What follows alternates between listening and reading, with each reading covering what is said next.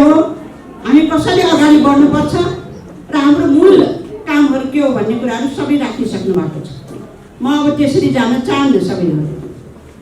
र अहिले भर्खरै नेपाल कम्युनिस्ट पार्टी एमाले को 10औं महाधिवेशनबाट यहाँहरू सबै यहाँ जति पनि रहनु भएको छ, मलाई लाग्छ केही बाहेक चाहिँ सबै चाहिँ निर्वाचित हुनु भएको छ।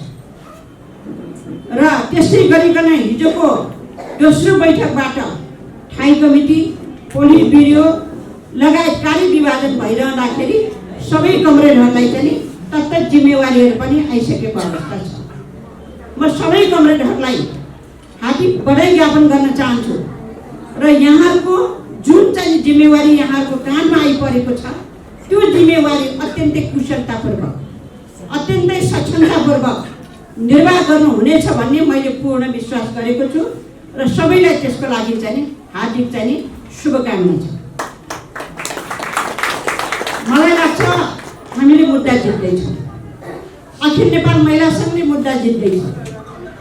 यो 1/3 को कुरा लामो समयदेखि, खास गरिकन अझै भन्नुपर्दाखेरि अखिल नेपाल महिला सङ्घ जुन बेला स्थापना भयो तयारी समितिको रूपबाट 37 साल फागुन 17 गते शान्ता मानवीको नेतृत्वमा 7 जनाको जुन तयारी समिति बन्यो, त्यो भन्दा अगाडि हेटौडामा बालकुमारी थापा मगरको चाहिँ घरमा भूमिगत रूपबाट महिला भेला भएको थियो। काशी गाउँलाई थाहा छ, भूमिगत रूपबाट महिला भेला भएको थियो। हो त्यही महिला भेलाबाट अखिल नेपाल महिला सङ्घ चाहिन्छ भनेर चाहिँ स्थापनाको लागि पहल भयो र पोखरामा शान्त मालिकको नेतृत्वमा अखिल नेपाल महिला सङ्घ स्थापना भयो। हो त्यही कार्यकालदेखि, फोटो बन्द गर्नुहोस् त अहिले, त्यही कार्यकालदेखि यो मुद्दा महिलाको 1/3 नभनौँ, महिलाको चाहिँ स्थानको कुराहरू, महिला अधिकारका कुराहरू, महिला हिंसा विरुद्धका कुराहरू, सम्पत्तिमा समानको कुराहरू, नागरिकताका कुराहरू लगायत चाहिँ धेरै कुराहरू बहस छलफलमा अगाडि आएको थियो। अखिल नेपाल महिला सङ्घले त्यो सुरुवात गरेको थियो र क्रमशः अगाडि बढ्ने क्रममा 62 साल याद छ कि छैन कमरेडरलाई? 62 साल केन्द्रीय कमिटीको 9 केन्द्रीय कमिटीको बैठक भयो। 62 सालमा 9 केन्द्रीय कमिटीको बैठक भयो अनि त्यो बेला 8वटा एजेन्डा चाहिँ हामीले प्रवेश गराएका थियौँ पार्टीको केन्द्रीय कमिटीको बैठकमा। त्यो भनेको चाहिँ नागरिकताको सवालमा, पैतृक सम्पत्तिको समान हकको सवालमा, त्यसमै 1/3 महिलाको सवालमा लगायत चाहिँ 8वटा एजेन्डा हामीले प्रस्तुत गरेका थियौँ केन्द्रीय कमिटीको बैठकमा पहिलोचोटि अखिल नेपाल महिला सङ्घ होइन को तर्फबाट। त्यसरी चाहिँ छलफल भइसकेपछि यो चाहिँ पास भयो पार्टीको तर्फबाट पहिलोचोटि। यसरी पास भइसकेपछि त्यो 8वटा एजेन्डा अनि त्यसपछि चाहिँ क्रमशः अगाडि बढ्यो अनि हाउसमा चाहिँ त्यो एजेन्डा बन्यो। कमरेड विद्या भण्डारीले चाहिँ हाउसमा एजेन्डा प्रस्तुत गर्नु, 1/3 महिला नागरिकताको सवालमा लगायत अनि त्यो हाउसबाट पारित भयो। यहाँ सबैलाई यो मैले अलि सम्झना मात्रै गर्न खोजेको, यो सजिलै चाहिँ हामीले यो स्थान पाएको होइन। यो चाहिँ जुन चाहिँ अहिले सङ्ख्या, जुन उपलब्धिमूलक सङ्ख्या चाहिँ होइन, निर्णायक सङ्ख्या चाहिँ हामीले प्राप्त गर्यौँ, त्यो चाहिँ त्यसको पृष्ठभूमि छ। लामो समयको सङ्घर्ष पछाडि, वैचारिक छलफल पछाडि हामीले यो प्राप्त गरेको हो भन्ने कुराहरू मैले अलिकति सम्झना मात्रै गराउनु खोजेँ। त्यसपछि त्यो मुद्दा अगाडि बढ्यो, पास भयो संसदको। त्यसपछि सबै राजनीतिक दलहरूको मुद्दा बन्यो, सबै राजनीतिक दलहरूको मुद्दा बन्यो र संविधान लेखनको कामहरू गरिरहँदाखेरि त्यसपछि संविधानको विषय पनि बन्यो। र आज संविधानभित्र जुन खालको 1/3 महिला सबै ठाउँमा चाहिन्छ, प्रमुख महिला हो भने उपप्रमुख पुरुष अथवा पुरुष महिला महत्त्वपूर्ण पदमा 1 महिला चाहिन्छ भन्ने कुराहरू चाहिँ देखि लिएर धेरै महिलाका इस्युहरू चाहिँ संविधानमा उल्लेख गर्न सकेको मूल कारण भनेको पृष्ठभूमि यो हो। यो पृष्ठभूमिलाई चाहिँ हामीले चटक्क बिर्सिएर संविधानमा त महिलाहरूको चाहिँ थुप्रै हक अधिकार स्थापना भयो नि भनेर चाहिँ सजिलै लिन सकिन्छ। यो लामो समयको अखिल नेपाल महिला सङ्घको सङ्घर्ष, अखिल नेपाल महिला सङ्घले वैचारिक सङ्घर्ष अखिल नेपाल महिला सङ्घको लामो समयको यो सशक्त आवाजले आज हामी सफल भएका छौँ। मलाई लाग्छ अब पार्टीभित्र पनि खास गरिकन नेकपा एमाले पहिलो पार्टी बनेको छ। यसरी चाहिँ यो जुन महिलाहरू हामीले 1/3 महिलाको आवश्यकता छ स्थानमा, निर्णय गर्ने ठाउँमा, पार्टीमा, मूल केन्द्रमा भनेर भनिरहँदाखेरि यो हामीले यसपालि चाहिँ हामीले यो प्राप्त गरेका छौँ। यो महत्त्वपूर्ण उपलब्धि हो, यो ठुलो उपलब्धि हो, हाम्रो सङ्घर्षको फल हो। त्यसो हुनाले चाहिँ हामीलाई यसले चाहिँ हामी यसलाई चाहिँ बिर्सिनु हुँदैन। हामीले यो अधिकार प्राप्त गरेका छौँ, स्थान प्राप्त गरेका छौँ। त्यसैले मैले भने यो पाइसकेपछि अब चाहिँ जति पनि कमरेडहरू हुनुहुन्छ नि, बाहिर पनि थुप्रै हुनुहुन्छ, आन्दोलन गर्नुभएको साथीहरू थुप्रै हुनुहुन्छ जसले यो पढे पाउनु भएको छैन, यो ठाउँमा आइपुग्नु भएको छैन। तर यहाँहरू सबै यो ठाउँमा आइपुग्नु भएको छ। अब हिजोको कार्यविभाजनबाट अथवा चाहिँ हिजोको चाहिँ जुन निर्णयहरूबाट कोही ठाई कमिटीमा, हिजो 1 जना ठाई कमिटीमा हुन्थ्यो होइन, आज चाहिँ कम्तीमा पनि 6 जना ठाई कमिटीमा गयो। पोलिट ब्युरोमा अत्यन्तै कम थियो, आज अलिकति पोलिट ब्युरोमा सङ्ख्या बढाएको छ, केन्द्रीय कमिटीमा त अत्यधिक सङ्ख्या यसरी बढेको छ। यो नेकपा एमालेको लागि पनि अत्यन्तै चाहिँ गौरव। अहिले पार्टीभित्रको सम्पूर्ण पार्टीहरूको चाहिँ स्थिति अवस्था हेरिरहँदाखेरि नेकपा एमाले विषय पनि उठान गर्यो होइन। 62 सालमा नेकपा एमाले विषय पनि उठान गर्यो, अगाडि बढायो र अहिले चाहिँ यो निर्णय पनि गर्यो। त्यसैले नेकपा एमाले मलाई लाग्छ सबभन्दा पहिलो पार्टी भएको छ। महिलाहरूको स्थानको सवालमा, अधिकारको सवालमा यो कुरा चाहिँ हामीले बिर्सिनु हुँदैन। अब हामी स्थानमा आइसकेका छौँ र अघि शङ्कर कमरेडले भन्नुभयो जस्तै हामी मात्रै अब महिला नेता, म महिला नेता हुँ, महिला नेता भएको कारणले गर्दाखेरि म यो स्थानमा आएको भन्ने मात्रै सम्झिनु भयो भने फेरि पनि सक्नुहुन्न। हामी यो राष्ट्रको नेता, समाजको परिवर्तनको नेता, परिवर्तनको वाहक हामी भन्छौँ नि, परिवर्तनको नेता, सामाजिक रूपान्तरणको नेता र सम्पूर्ण हिसाबले अनि महिलाहरूको आन्दोलनको नेता पनि। यो हिसाबले हामीले आफूलाई चाहिँ अब स्थापित गर्न सक्नुपर्छ। मात्रै महिलाहरूको अधिकारको कुरा मात्रै हुनु, सिङ्गो सामाजिक रूपान्तरण, सिङ्गो चाहिँ मुलुकको रूपान्तरण, सिङ्गो नेपालको रूपान्तरण, नयाँ नेपालको चाहिँ स्थापना र समृद्धि र विकासको नेपालको स्थापना, यी सम्पूर्ण कुराहरूको लागि अब तपाईँ हाम्रो महत्त्वपूर्ण जिम्मेवारी तपाईँहरूको हाम्रो काममा आएको छ। त्यसैले आफ्नो क्षमता, आफ्नो योग्यतालाई बढाउँदै अझै चाहिँ सशक्त ढङ्गले कसरी भूमिका निर्वाह गर्ने, आफ्नो जे जिम्मेवारी तथा जिम्मेवारी यहाँले पाउनु भएको छ, हामी सबैले पाएका छौँ, त्यो जिम्मेवारीलाई अत्यन्तै कुशलतापूर्वक कसरी सम्पन्न गर्ने भन्ने कुराहरू पहिलो अब हामीले प्राथमिकता दिएर सोच्नुपर्छ।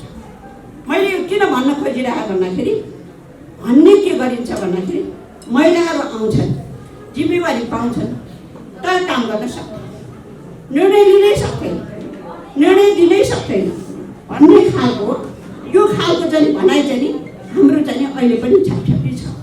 त्यसैले यो कुराहरू यो भनाइ चाहिँ एकदमै गलत हो। हामी सक्छौँ, हामी निर्णय लिन सक्छौँ, हामी छलफलमा भाग लिन सक्छौँ, हामीले आफ्नो विचार छ, विचार प्रस्तुत गर्न सक्छौँ भनेर त्यो क्षमता प्रदर्शन गर्ने काम अब हाम्रो चाहिँ अवसर आएको छ। त्यसो भए हिजो पनि यहाँले चाहिँ त्यही ढङ्गले भूमिका खेलेर यहाँसम्म आइपुग्नु भएको छ होइन। सजिलो यो ठाउँमा आउनु भएको त छैन, तलैदेखि चाहिँ काम गर्दै सङ्घर्ष गर्दै होइन, आफ्नो भूमिका निर्वाह गर्दै सक्षमतापूर्वक कुशलतापूर्वक निर्वाह गर्दै आउनु भएको छ र अहिले फेरि चाहिँ महत्त्वपूर्ण जिम्मेवारी पाउनु भएको छ।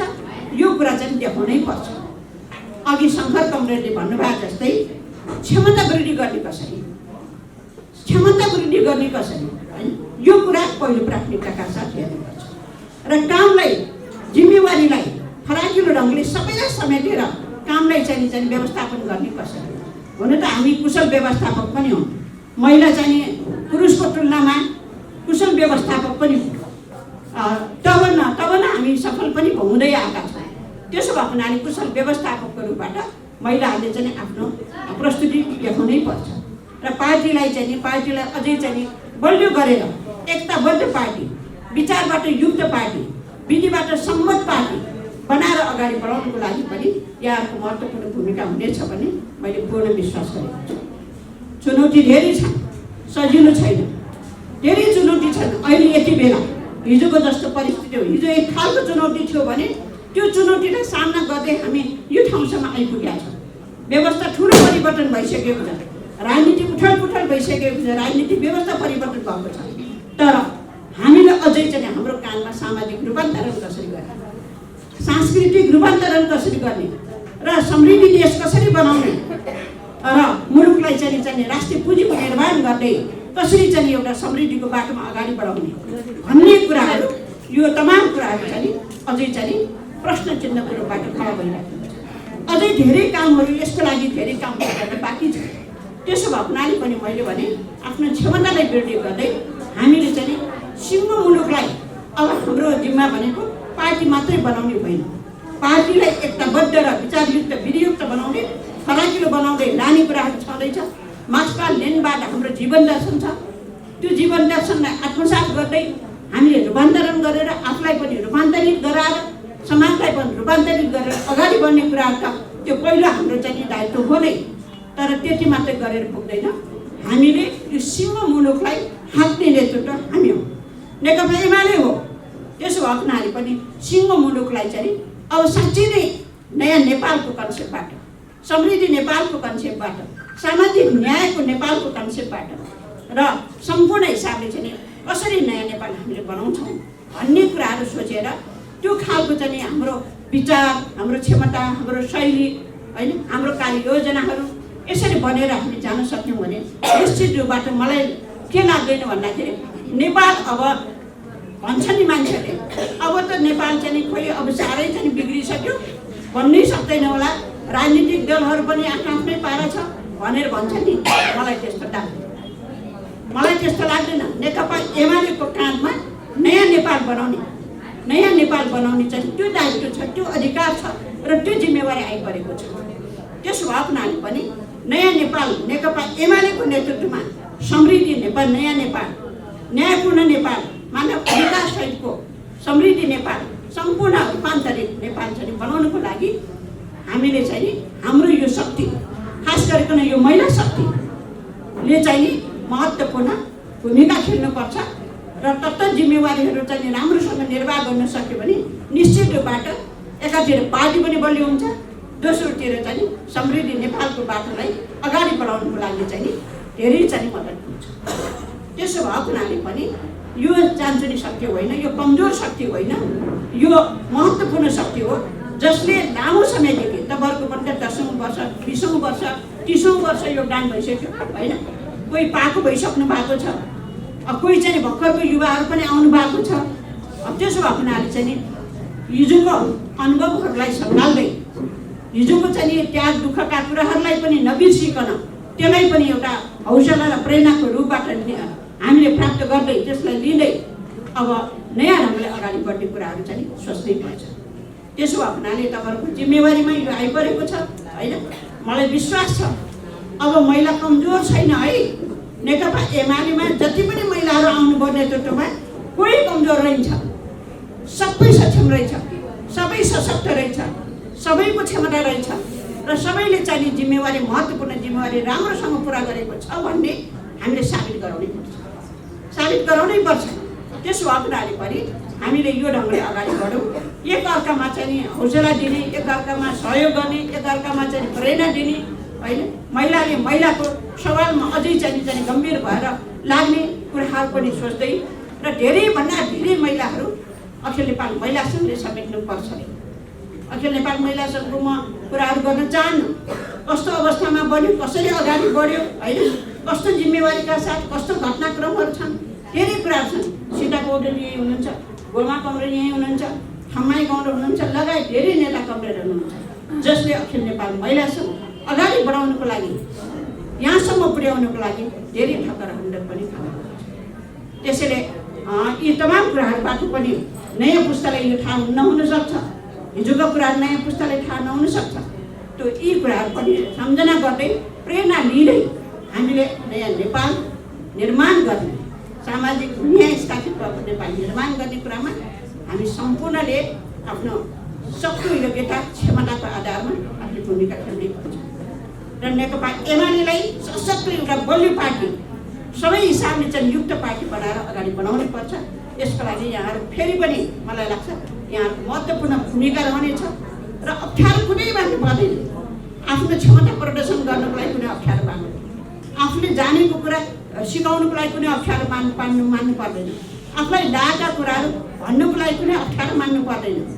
किन भन्दाखेरि महिलाहरू भन्छ नि त, अलिकति डोल्न नचाहने, अलिक छलफल गर्न नचाहने, अलिक विचारको कुराहरू भयो भने चाहिँ अलिकति आवश्यक नठान्ने, अलिक राजनीतिक कुराहरू भयो भने चाहिँ त्यहाँ अलिक तनाव हुन्छ नि त, त्यस्तोबाट अलिक बन्सिने यस्ता खालका टिप्पणीहरू पनि आउने गर्छ। तर हामी राजनीतिक नेता हौँ, त्यसो भए हुनाले यी तमाम कुराहरूको बारेमा हामी सफलतापूर्वक समाधान गरेर जान सक्छौँ। सक्षमतापूर्वक यी तमाम कुराहरूलाई चाहिँ हामीले व्यवस्थापन गरेर जान सक्छौँ भन्ने कुराहरू चाहिँ हामीले सोच्नै पर्छ। त्यसो भए हुनाले म सम्पूर्ण कमरेडहरूलाई अब समय लिन चाहन्न, सम्पूर्ण कमरेडहरूलाई अहिले महासचिव महोदयले भन्नुभयो जस्तै जे निर्णय गरेका छ नि पार्टीले भर्खरै जे निर्णय गरेका छ त्यो काममा पुरै राख्नुहोस्। अब जिल्ला इन्चार्ज हुनुभएको छ, प्रदेश इन्चार्ज हुनुभएको छ, अनि जिल्ला सह इन्चार्ज हुनुभएको छ। हिजो त्यही पाउनुको लागि कति सङ्घर्ष गर्नु पर्यो होइन। इन्चार्ज दिनुहोस् न भन्दाखेरि सक्छन् न महिलाले भन्ने खालको पनि सुनियो होइन। र अब यो चाहिँ महत्त्वपूर्ण, यो जिम्मेवारी एउटा चाहिँ थपाउन, यो कमिटीमा एउटा महिला थपाउन भन्दाखेरि महिला छ र भन्ने खालको पनि आयो। आखिरमा रहेछ नि त, देखा पऱ्यो नि त। त्यसो अपनायो भने यसमा अब हामी सङ्ख्याको रूपबाट आइसकेपछि, जिम्मेवारी पाइसकेपछि अब हाम्रो एउटै महत्त्वपूर्ण काम भनेको सफलतापूर्वक, कुशलतापूर्वक, क्षमतापूर्वक यो जिम्मेवारीलाई निर्वाह गर्नु। त्यसले पार्टी बलियो बनाउँछ भने अर्कोतिर देश निर्माणको काममा, सामाजिक रूपान्तरणको काममा महिलाहरूको नेतृत्व स्थापित हुन्छ, सक्ने रहेछ भन्ने कुराहरू साबित हुन्छ, अगाडि बढ्छ। र अरू पार्टीको लागि पनि यो हौसलाको विषय हुन्छ, प्रेरणाको विषय हुन्छ भन्ने मलाई लाग्दछ। त्यसो भए हुनाले जुन अहिले व्यथिति, विकृति, विसङ्गतिहरू छन् नि त, धेरै छन् होइन। यी कुराहरूलाई पनि तमाम विकृति, विसङ्गतिदेखि लिएर धेरै कुराहरू चाहिँ जुन चुनौतीको रूपबाट देखा परेको छ, यसलाई पनि व्यवस्थापन गर्नुको लागि, यसलाई अन्त्य गर्नको लागि पनि होइन, एउटा सुशासन कायम गरेर राम्रो एउटा चाहिँ राजनीतिक स्थिरता कायम गर्नको लागि, अगाडि बढ्नको लागि पनि हाम्रो शक्तिले, यो महिलाहरूको नेतृत्वले, महिलाहरूको कुशलतापूर्वक चाहिँ व्यवस्थापनले यो चाहिँ सम्पन्न गर्न सक्छौँ, राम्रो बनाउन सक्छौँ भन्ने चाहिँ मलाई लाग्दछ। त्यसो भए हुनाले नआत्तिकन धैर्यतापूर्वक, अप्ठ्यारो आयो, चुनौती आयो भने पनि नआत्तिनु। आउँछ, काम गरिरहँदाखेरि चुनौती आउँछ, अप्ठ्यारो आउँछ होइन, द्वन्द्व आउँछ, अन्तर्विरोध आउँछ।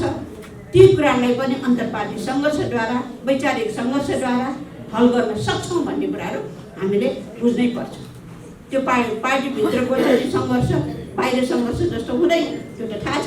अन्तर्पार्टी सङ्घर्ष हो होइन, त्यसमा विचारबाटै चाहिँ छलफल गर्ने हो, विचारबाटै चाहिँ टुङ्गो लगाउने हो, छलफलद्वारा नै टुङ्गो लगाउने हो होइन। त्यसो भए काम गर्दाखेरि सहज हुन्छ है, सजिलो हुन्छ। भन्या जस्तो तपाईँले अहिले जे जिम्मेवारी लिनुभएको छ, भन्या जस्तो सबैले साथ दिनुहुन्छ भन्ने पनि लाग्दैन मलाई होइन। त्यस्तो पनि हुँदैन। त्यसो असहज वातावरणमा पनि सहजता प्रकट गर्नको लागि मनलाई सङ्कुचित बनाउनु, तपाईँको म नेतृत्व होइन, तपाईँ नेतृत्वको मन फराकिलो भएर सबलाई समेटेर लान सक्ने त्यो क्षमता, त्यो गुण चाहिँ विकास गर्दै यसरी चाहिँ अगाडि बढौँ। अब राजनीतिक वैचारिक कामहरू त तपाईँले गरिहाल्नुहुन्छ होइन, किन अब भोलि पर्सि अधिवेशन सकिएपछि मानव प्रशिक्षणको आयोजना गर्ने कुराहरू पनि भएको छ होइन, यो ढङ्गले अगाडि बढ्छ। त्यसो भएको हुनाले चाहिँ राजनीतिक वैचारिक बिना र विधि सम्मत ढङ्गले पार्टीलाई अगाडि बढाउने त्यो खालको व्यवस्थापन गरेन भने फेरि पार्टी अस्तव्यस्त रूपबाट अगाडि बढ्छ। जहाँ विचार कमजोर हुन्छ त्यहाँ चाहिँ धेरै स्वार्थहरू बढ्छ होइन, धेरै चाहिँ अराजकता बढ्छ, धेरै उच्छृङ्खलता बढ्छ, बेजिम्मेवारीपनहरू निस्किन्छ, जवाबदेही नहुने कुराहरू आउँछ। त्यसैले विचारबाटै युक्त बनाउने हो। किन हामी कम्युनिस्ट पार्टी, नेपाल नेकपा एमाले भनेको कम्युनिस्ट पार्टी हो। कमरेड पुष्पलालले स्थापना गरेर अहिलेसम्म हामीले यो ठाउँसम्म आइपुग्दाखेरि विशाल पार्टी बनाएको छ होइन। यसलाई बलियो बनाउने काममा तपाईँ हामी सबै लागौँ भन्ने कुराहरू राख्दै अब बागमती प्रदेश खास गरेर बागमतीको साथीहरू हुनुहुन्छ, बागमती प्रदेशको इन्चार्ज अब हिजो काशी कौरलाई टोकेको छ। तपाईँलाई केही लागेको छ भने काशी कौरसँग सल्लाह गर्नु होला होइन, उहाँलाई सल्लाह गर्नु होला कसरी जाने के गरी जाने। अब योजना उहाँले पनि अब बनाउनुहुन्छ, अध्यक्ष केशव पाण्डे हुनुहुन्छ होइन, उहाँहरूसँग सल्लाह गरेर बागमतीको कामलाई कसरी अगाडि बढाउने भन्ने कुराहरू चाहिँ यहाँहरूले चाहिँ सोच्नुहुनेछ। त्यस्तै अन्य प्रदेशमा पनि अब प्रदेशको इन्चार्जहरू पनि हुनुहुन्छ, लगायत चाहिँ त्यहाँ बसेर चाहिँ योजना बनाएर व्यवस्थित ढङ्गले अगाडि बढ्नु। यति भन्दै म सम्पूर्ण कमरेडहरूलाई तपाईँहरूको अगाडि बढेको पाइला यो खास गरेर अझै युवा कमरेडहरूलाई यो अगाडि बढेको पाइलामा चुनौती आयो भनेर आत्तिने काम नगर्नु, बिस्तारै अगाडि बढ्नुहोस् होइन, आफ्नो क्षमतापूर्वक अगाडि बढ्नुहोस् र बिस्तारै अगाडि बढेर त्यो लक्ष्य प्राप्त गर्ने दिशामा जानै पर्छ। त्यसको लागि फेरि पनि तपाईँहरूलाई हार्दिक बधाई छ, शुभकामना छ। तपाईँहरूको सम्पूर्ण कार्यकाल अत्यन्तै कुशलतापूर्वक सम्पन्न हुनेछ भन्ने मैले पूर्ण विश्वास गर्छु।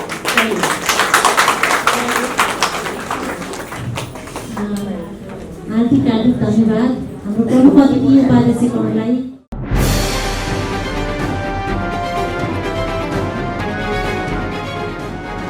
तपाईको सूचनाको साथी दैनिकी.com